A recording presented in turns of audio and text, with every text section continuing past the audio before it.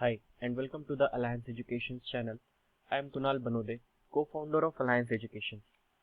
So this is third lecture of gravitation.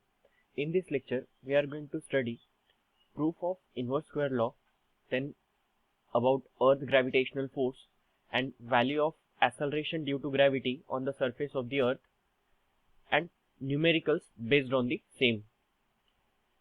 First of all, I want to tell you about Alliance Education. Alliance Education has now brought education to your doorstep. We have admission open for both online and classroom programs. How will you benefit? We provide notes, worksheets and lecture PDFs which help in revision. Weekly tests and quizzes keep you prepared. We also provide full online support via video calls. Our lectures have short tricks and easy to remember concepts which make your base strong and learning easy. So hurry up and register. So आइए start करते हैं आज का lecture with a proof of inverse square law. सबसे पहले what is inverse square law? हमने previous lecture में study किया था Newton's law of gravitation. So Newton's law of gravitation में क्या दिया हुआ था हमने क्या देखा था? Newton's law of gravitation. So इस लॉ में हमने देखा था कि force of attraction between two body is directly proportional to the product of masses of two body and force is inversely proportional to the square of distance between them. Force is inversely proportional to square of distance between them means two bodies है जिनका मास m1 m2 है and ये दो bodies के centre का distance जो है वो r है। सो दोनों बॉडी के बीच में फोर्स ऑफ अट्रैक्शन रहेगा अगर यहाँ पे कोई और फोर्स नहीं है।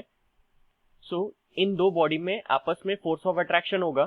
सो वो फोर्स कैसा होता है? It is proportional to the product of their masses and inversely proportional to square of distance between them. दोनों के बीच का जो डिस्टेंस है उसको उसके स्क्वायर को इनवर्स रिलेशन में होता है force. This is inverse square law. ये जो सेकेंड लॉ है इसमें से न्यूटन्स लॉ ऑफ ग्रेविटेशन में से जो सेकेंड स्टेटमेंट है इसे हम कहते हैं इनवर्स स्क्वायर लॉ, क्योंकि हम देख रहे हैं इनवर्स प्रोपोर्शन में है एंड स्क्वायर है, इसे कहा जाता है inverse square law. So I hope आपको समझा हो कि what is inverse square law, कि force of attraction between two bodies, दो बॉडी का force of attraction is inversely proportional to square of दो बॉडी का डिस्टेंस। दोनों बॉडी के डिस्टेंस के स्क्वायर को इनवर्स रिलेशन में है। इनवर्स रिलेशन का मतलब क्या होगा? अगर डिस्टेंस बढ़ेगा तो फोर्स कम होगा। ऑब्वियस है, अगर दो बॉडी को हम एक दूसरे से दूर लेकर जा रहे हैं सो उन दोनों का फोर्स जो है वो कम होते जाएगा। फोर्स कैसा रहेगा? डिक्रीजिंग रहेगा। अब आपने पहले तो ये सुना ही होगा कि स्पीड क्या होता है। हम कभी भी गाड़ी की अगर स्पीड बोलते हैं, अब अगर व्हीकल से ट्रैवल कर रहे हो स्पीड, तो आपने बोला कि मैं 40 की स्पीड से जा रहा था, 50 की स्पीड से जा रहा था। सो 40 और 50 है क्या? इसका यूनिट क्या होता है स्पीड का? हम व्हीकल के केस में स्पीड का यूनिट क्या कहते हैं कि 40 किलोमीटर पर आवर की स्पीड से जा रहा था, 50 किलोमीटर पर आवर की स्पीड से। मींस स्पीड का जो यूनिट है वो क्या है? Kilometre per hour. सो इससे हम स्पीड का या वेलोसिटी का फॉर्मूला क्या कह सकते हैं? We can say speed is given by kilometre. क्या बताता है? डिस्टेंस। किलोमीटर हमें बताता है डिस्टेंस ट्रैवल्ड, डिस्टेंस ट्रैवल्ड कि कितना डिस्टेंस हमने ट्रैवल किया, and divided by R. R किसका यूनिट है? टाइम का। सो इससे हमें पता है कि स्पीड का फॉर्मूला क्या होता है? It is distance upon time. लेकिन यहां पे हम बात कर रहे हैं सर्कुलर मोशन की between planet and the between motion between planet and the planet around the sun. ये सन है, सो प्लैनेट का motion around the sun circular motion में है। सो हम इनवर्स स्क्वायर लॉ प्लैनेट और सन के बारे में देख रहे हैं।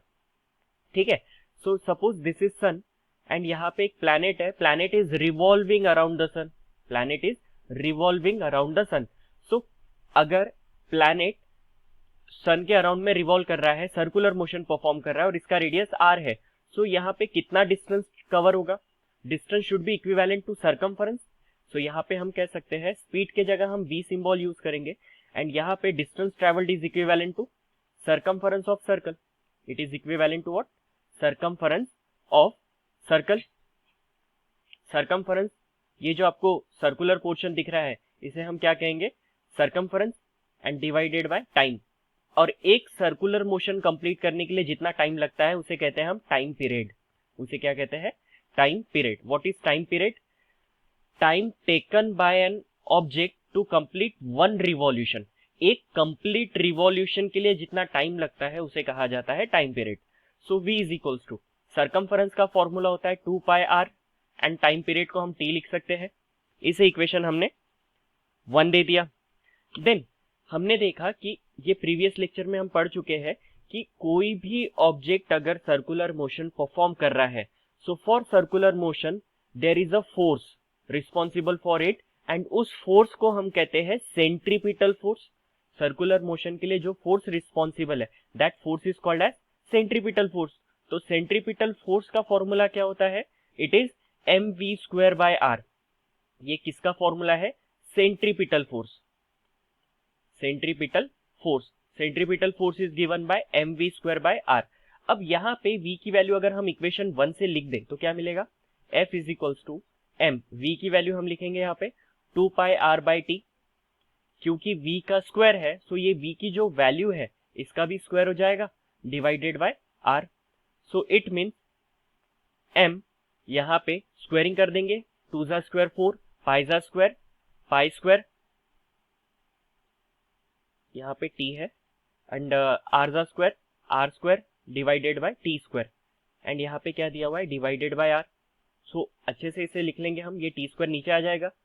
सो r और ये स्क्वायर कैंसिल, तो हमारे पास बचता है यहाँ पर 4m pi square r divided by t square, ये रहेगा फोर्स। अब इसके बाद यहाँ पर हमें अगर इनवर्स स्क्वायर लॉ बनाना है तो उसके लिए एक एडजस्टमेंट लगेंगी। जस्ट आपको ये स्टेप थोड़ा ध्यान से देखना है। F is equals to 4m pi square as it is, 4m pi square हमने एज इट इज लिखा।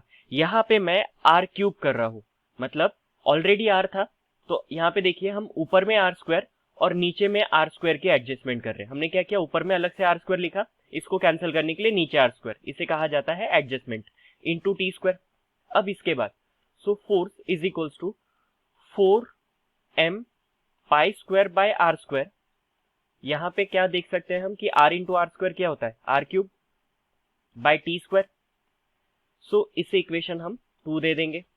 अब इसके बाद हम आ जाते हैं केपलर्स लॉ पे, Kepler's third law. According to Kepler's third law, अगर हम केपलर्स थर्ड लॉ देखें तो हमने क्या देखा था उसमें कि T square is proportional to R cube.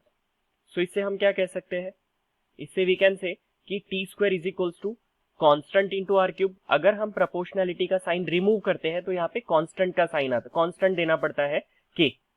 So proportionality का साइन रिमूव करेंगे, इक्वल टू आएगा, तो इक्वल टू के साथ में हमेशा क्या आता है? कांस्टेंट, जो दोनों साइड को बैलेंस करता है। इससे के की वैल्यू क्या बनती है? K can be written as T square by R cube, but हमारे पास इसका उल्टा है, R cube by T square है। सो इसे इक्वेशन हम 3 दे देंगे।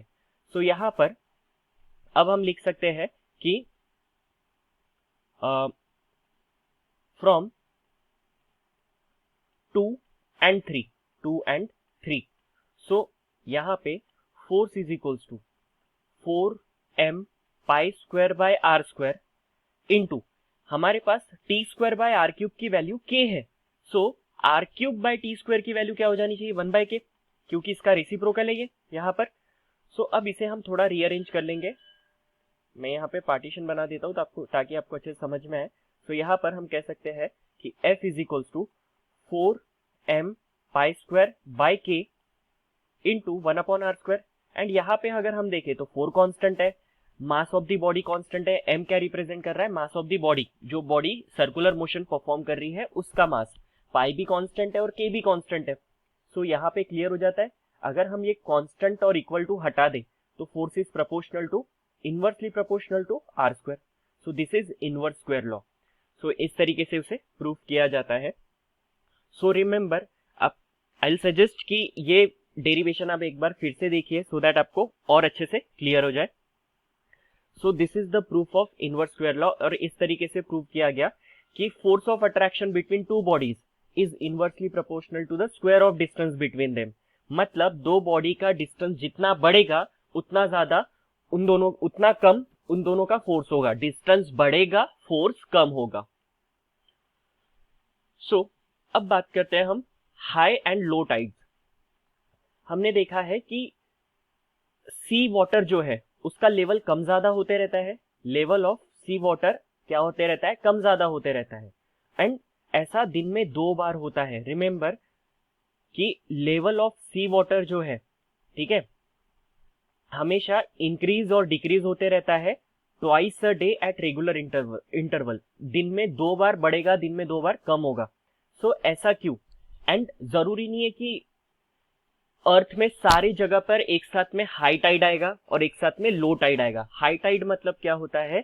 सी वाटर का लेवल बढ़ जाता है, उसे क्या कहते हैं? High Tide. लो टाइड मतलब सी वाटर का लेवल कम हो जाता है, that is called as low tide. और ये होता क्यों है? टाइड्स आते क्यों है?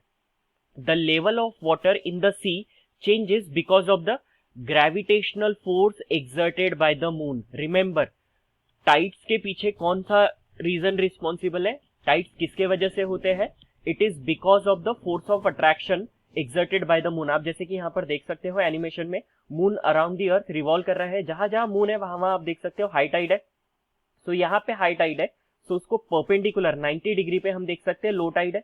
जब मून यहाँ पे रुक जाएगा आप देखोगे कि जहां पे मून है वहां पे हाई टाइड है और उसको परपेंडिकुलर वे जगह पे क्या दिख रहा है हमें? Low tide. Water directly under the moon, जो वाटर अंडर द मून है, it is pull towards the moon. Moon क्या करेगा? उसको अपनी तरफ खींचेगा। It is pull towards the moon and उसके वजह से क्या होगा? वाटर का लेवल बढ़ जाता है एंड उसे कहते हैं हम हाई टाइड। समझा आपको यहाँ पर कि water under the moon get pull towards the moon, वो मून की तरफ पुल किया जाता है। उसके वजह से क्या होगा? वाटर का लेवल बढ़ता है एंड उस जगह को हम कहते हैं high tide. And at a place on earth 90 degree from the place of high tide, जहां पे हाई टाइड है उससे 90 डिग्री की जगह पे अगर हम देखें तो वाटर का लेवल मिनिमम दिखेगा, उसे कहा जाता है low tide. This is important कि टाइड्स किसके वजह से होते हैं? हाई टाइड और लो टाइड जो है it is because of the gravitational force exerted by the moon. किसके वजह से? ये मून के ग्रेविटेशनल फोर्स के वजह से है। और मून के अंडर, डायरेक्टली अंडर जो वाटर रहेगा वहां पे वो ग्रेविटेशनल पुल के वजह से हाई टाइड्स होगा वहां पर एंड वहां से 90 डिग्री पे हमें लो टाइड दिखाई देगा। अर्थ ग्रेविटेशनल फोर्स के बारे में हम जानते हैं। अभी तो हमने देखा मून ग्रेविटेशनल फोर्स की वजह से हाई टाइड और लो टाइड हो रहे थे। रिमेंबर, ये हम पहले भी देख चुके हैं, फर्स्ट लेक्चर में भी पढ़ चुके हैं कि earth attracts every object near it towards itself because of the gravitational force. हर एक ऑब्जेक्ट अर्थ के सेंटर में अट्रैक्ट होता है। कहां पे? सेंटर में। रिमेंबर, ये हमने सेंटर ऑफ मास पहले स्टडी किया हुआ है। अर्थ का सेंटर ऑफ मास जो है उसके सेंटर में होता है। सपोज दिस इज अर्थ, तो उसका सेंटर ऑफ मास कहां पे रहेगा? उसके सेंटर में होता है। सेंटर ऑफ मास मतलब ऐसा पॉइंट जहां पे बॉडी का पूरा मास कॉन्सेंट्रेटेड होता है, उसे कहते हैं सेंटर ऑफ मास। इसके लिए आप प्रीवियस लेक्चर एक बार रिवाइज कर सकते हो अगर आपको सेंटर ऑफ मास नहीं पता है तो। हमने उसमें अच्छे से डिस्कस किया है कि सेंटर ऑफ मास होता क्या है। अर्थ का सेंटर ऑफ मास अर्थ के सेंटर में है एंड हर बॉडी जो है वो अर्थ के सेंटर ऑफ मास की तरफ अट्रैक्ट होती है। And centre of mass of the earth is situated at its centre. Gravitational force on any object due to earth is always directed towards the centre of the earth. इसीलिए body का जो gravitational force है, body के ऊपर जो भी gravitational force exert होगा वो बॉडी को कहां पुल करेगी? सेंटर ऑफ मास में, मतलब सेंटर ऑफ अर्थ में पुल करेगी। इस वजह से कोई भी बॉडी वर्टिकली डाउनवर्ड ही गिरती है। अर्थ भले ही स्फेरिकल है लेकिन कोई भी बॉडी जो है वो अर्थ के सेंटर की ओर अट्रैक्ट होगी, इसीलिए वो वर्टिकली डाउनवर्ड ही गिरेगी। कोई भी बॉडी अगर नीचे फॉल हो रही है तो वो कहां पे फॉल होगी? Vertically downward. क्यों वर्टिकली डाउनवर्ड? क्योंकि बॉडी कहां पे अट्रैक्ट की जा रही है? टुवर्ड्स द सेंटर ऑफ मास। जैसे कि आप देख सकते हो, अब ये बॉल जब नीचे आ रहा है तो उसकी स्पीड बढ़ रही है। स्पीड बढ़ रही है, कांस्टेंट स्पीड से आएगा क्या? नहीं। अगर हम कोई एक बॉल को बिल्डिंग के ऊपर से नीचे फेंके तो वो सेम स्पीड से नीचे गिरेगा क्या? नहीं, हम देख सकते हैं कि टाइम के साथ उसकी स्पीड बढ़ते जाती है। क्यों? क्योंकि वहां पे ग्रेविटेशनल फोर्स एक्ट हो रहा है। वहां पे कौन सा फोर्स एक्ट हो रहा है? Gravitational force. एंड जहां पे फोर्स आया वहां पे एक्सेलरेशन होगा। Remember, increase in speed with time is called as acceleration. Time के साथ स्पीड बढ़ना, उसे क्या कहते हैं हम? एक्सेलरेशन। आप जब व्हीकल से ट्रैवल करते हो तो आपके पास एक्सेलरेटर होता है व्हीकल में। एक्सेलरेट करने पे व्हीकल की स्पीड बढ़ा रही है, आप व्हीकल की स्पीड बढ़ाते हो। सो एक्सेलरेटर का काम क्या है? व्हीकल की स्पीड बढ़ाना। इसका मतलब आपको तो ये समझ में आया कि स्पीड चेंज होना, इसे कहते हैं एक्सेलरेशन, एंड उससे वो नाम पड़ा एक्सेलरेटर। सो रिमेंबर, जहां पे फोर्स होगा वहां पे एक्सेलरेशन होगा। एंड बॉल जब नीचे से ऊपर जा रहा है तो धीरे धीरे उसकी स्पीड कम हो रही है, एंड हाईएस्ट पॉइंट पे पहुंचने पे उसकी स्पीड जो है वो 0 हो जाती है। एंड फिर वापस से वो ग्रेविटेशनल फोर्स की वजह से वो नीचे आ रहा है।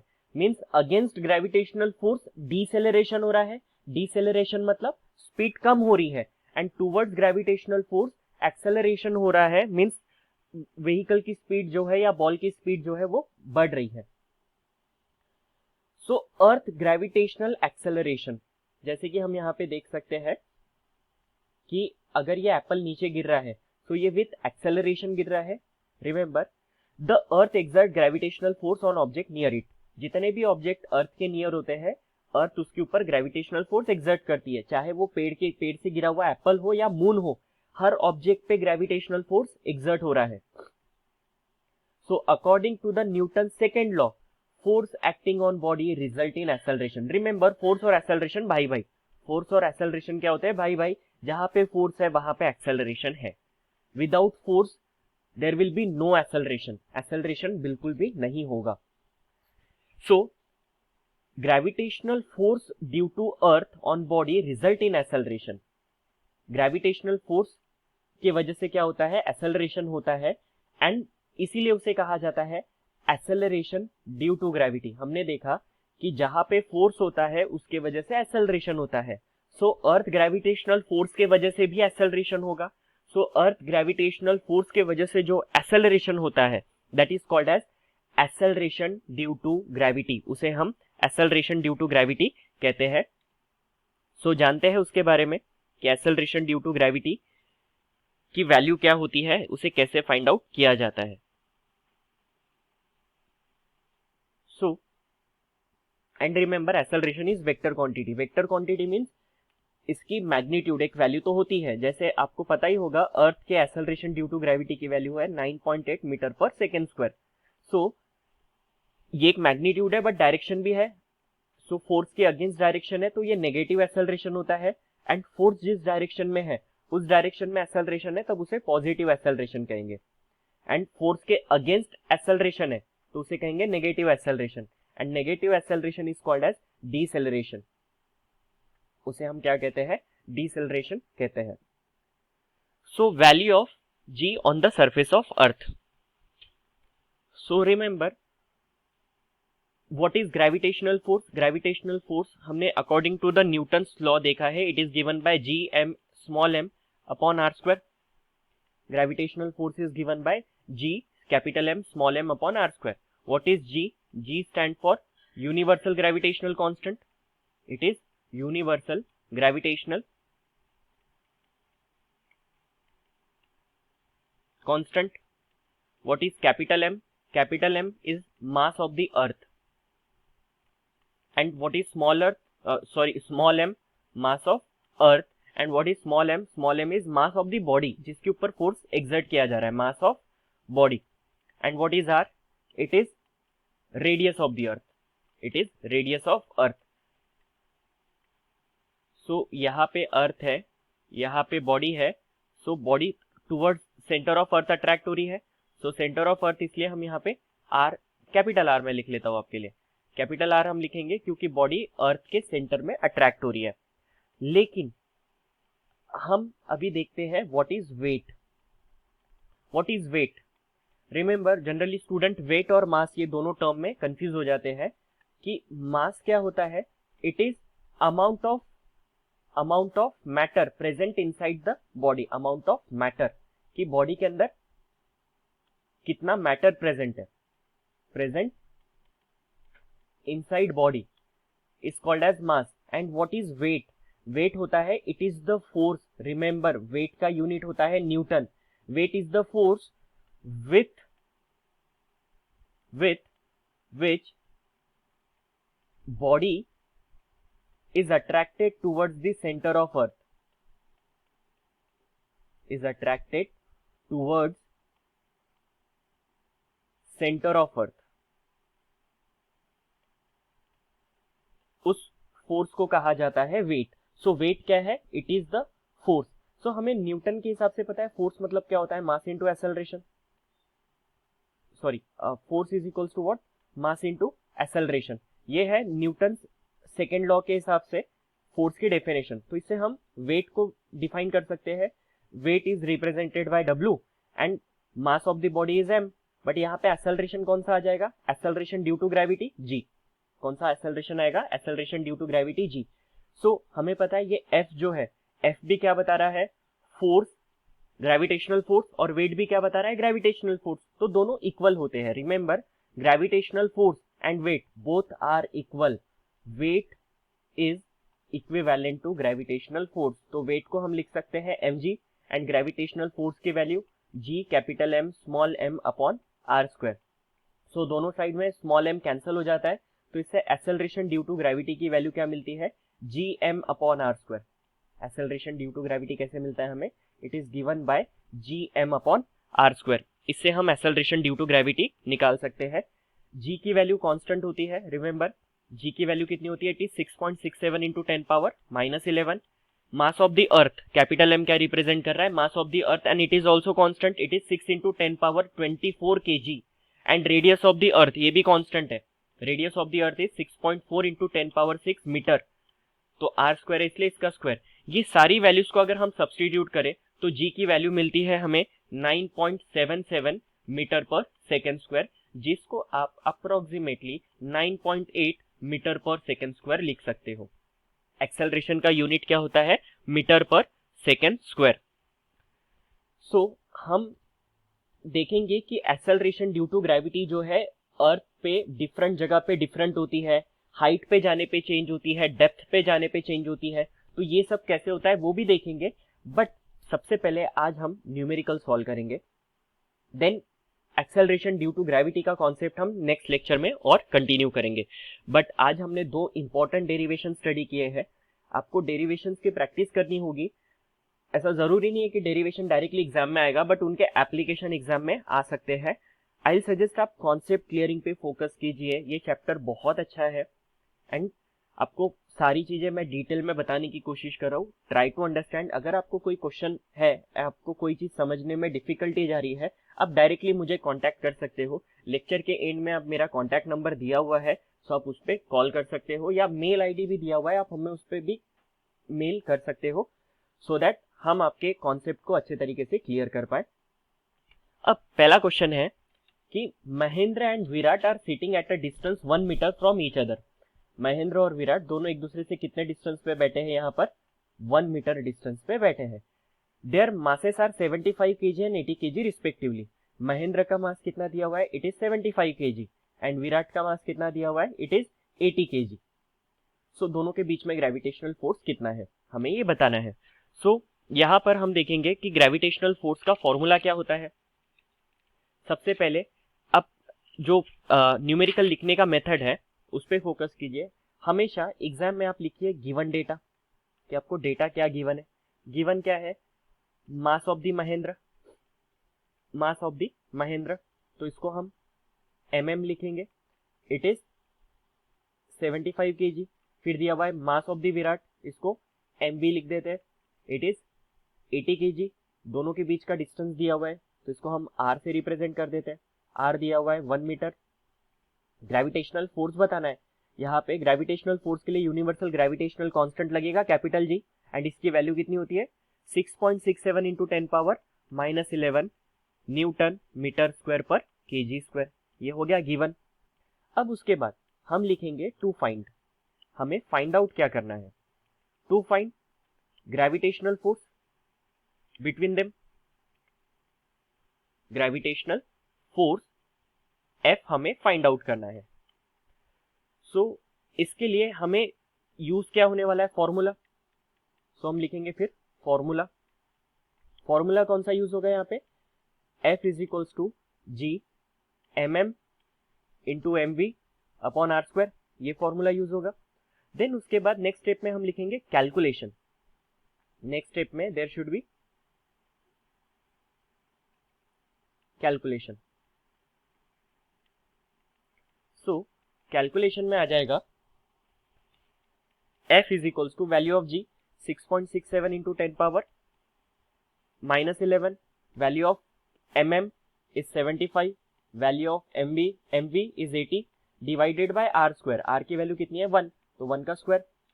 देन अगर हम इन सारे टर्म्स को मल्टीप्लाई करें, देखिए 1 का स्क्वायर तो 1 ही होता है और 1 से डिवाइड करने पे यही नंबर रहेगा, तो सिंपली यहाँ पे हमें मल्टीप्लाई करना है 6.67 इंटू 10 पावर -11 इंटू 75 इंटू 80। 8 से इंटू कर देंगे तो हमें यहाँ पे मिलता है टोटल 6000। 8 से इंटू करने पे 600 आएगा, लास्ट का 0। अब नंबर को नंबर से मल्टीप्लाई कर लेते हैं। इन दोनों को मल्टीप्लाई करने पे आता है 4002 बट कितने नंबर के बाद पॉइंट है, 2 नंबर के बाद, तो यहाँ पे 2 नंबर के बाद हम पॉइंट दे देंगे इंटू 10 पावर -11।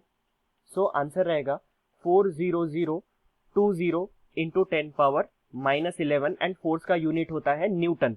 रिमेंबर यूनिट लिखना एंड में बहुत जरूरी है, उसके अलावा नहीं तो मार्क्स कटेंगे। देन नेक्स्ट स्टेप में आप लिखो आंसर। सो आंसर यहाँ पे इस तरीके से लिखना कि gravitational force between Virat and Mahendra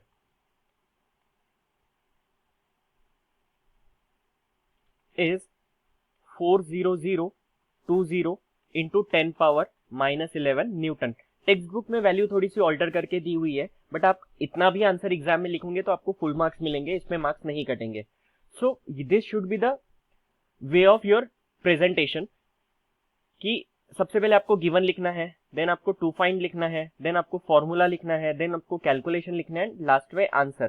सो थोड़ा एक्स्ट्राऑर्डिनरी वे में आपको प्रेजेंटेशन होना चाहिए, थोड़ी बेटर राइटिंग में। सो इस तरीके से आपको आंसर प्रेजेंट करने हैं। सो बढ़ते हैं नेक्स्ट क्वेश्चन की ओर। In previous example assuming that bench on which Mahendra is sitting is frictionless. यहाँ पे क्या दिया हुआ था हमारे पास, एक जगह पे महेंद्र बैठा हुआ था एंड यहाँ पे महेंद्र बैठा हुआ था एंड एक जगह पे विराट बैठा हुआ था। तो सपोज अब दोनों बेंच पे बैठे हुए हैं, दोनों के बीच का डिस्टेंस था 1 मीटर। महेंद्र का वेट कितना था, महेंद्र का वेट था 75 kg एंड विराट का वेट हमने कितना लिया था, इट इज 80 kg।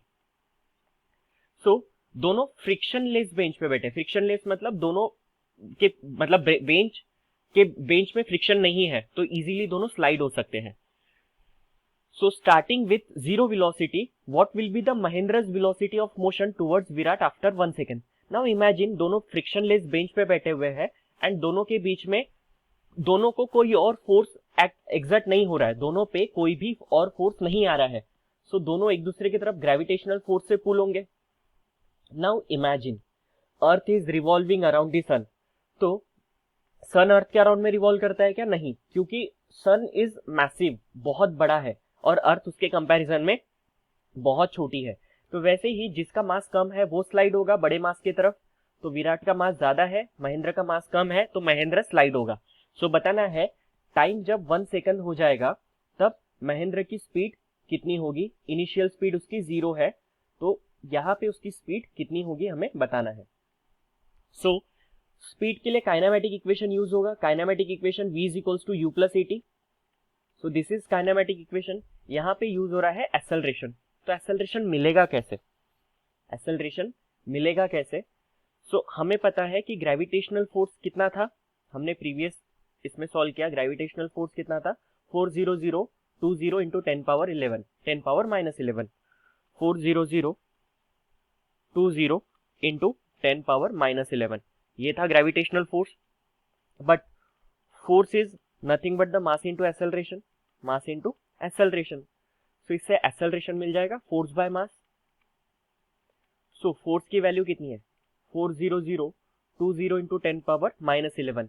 अब क्वेश्चन ऐसा है, मास किसका आएगा, जो बॉडी मूव कर रही है उसका मास। मूव कौन कर रहा है, महेंद्र, तो महेंद्र का मास 75। सो अगर हम इसे 75 से डिवाइड करते हैं we will get 533.6 and into 10 power -11 as it is. Acceleration का यूनिट मीटर पर सेकेंड स्क्वायर। अब ये वैल्यूज को हम इसमें सब्स्टिट्यूट करेंगे, v हमें निकालना है। क्या कहा, v क्या होता है इसमें? Final velocity. v is what? Final velocity. What is u? u stand for initial velocity. What is a? a stand for acceleration and t stand for time. So initial velocity तो 0 है, acceleration हमें मिल गया है 533 into 6 into 10 power -11 and time कितना दिया हुआ है? 1 second. 1 second बाद हमें वेलोसिटी बतानी है, सो टाइम की वैल्यू है यहाँ पर 1 सेकंड। सो 0 प्लस दिस, तो ये नंबर ही आएगा और 1 से इंटू करने पे यही रहेगा। सो आंसर रहेगा वेलोसिटी का 533.6 इंटू 10 पावर -11 मीटर पर सेकेंड।